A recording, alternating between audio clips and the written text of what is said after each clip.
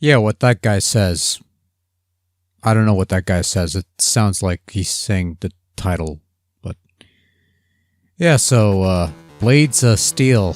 You're probably familiar with the NES game that bear the name. Might have heard of it. One of the premier ice hockey games to grace that console. Hell, you might have played the arcade game that came out in '87-ish, or whenever it was. Because, you know, everything is an arcade game that gets ported over to Nintendo. Eventually.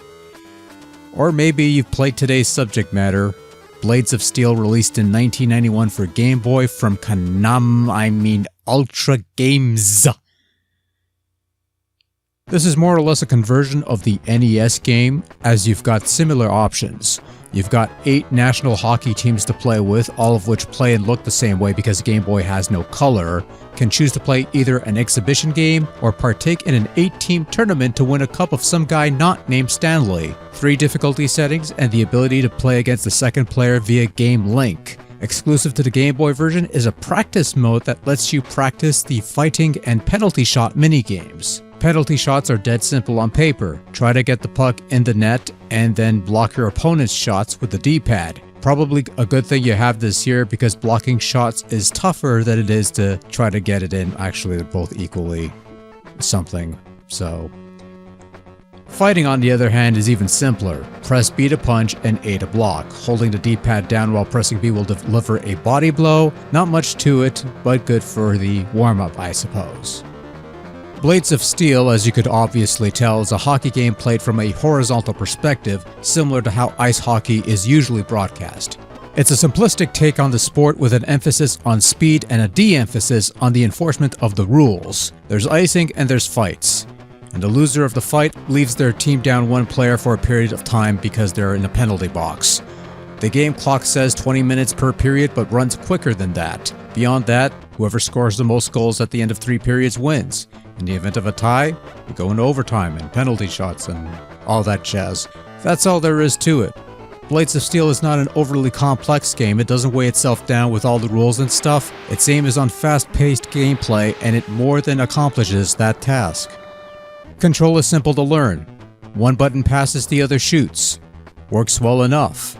And checking is done by running into the other player, and sometimes you get into fights, which is always fun. As per the case with most pre-EA hockey video games back in the day, you control the goaltenders as well as the players, which can mess with you a bit at first, especially if you're used to hockey games where the goaltending is automated. Fortunately, you have a little arrow that goes up and down that offense uses to determine where the puck will land when they shoot, and it's also a helpful tool for goaltending if you pay attention.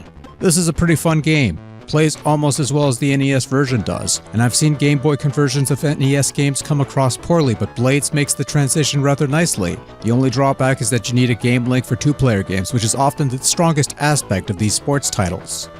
Blades of Steel is a pretty slick looking game that makes up for the lack of color and some minor flickering issues with some higher end production.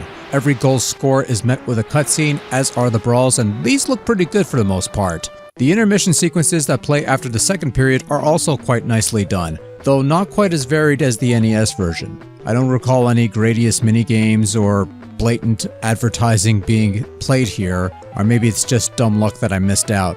Oh well.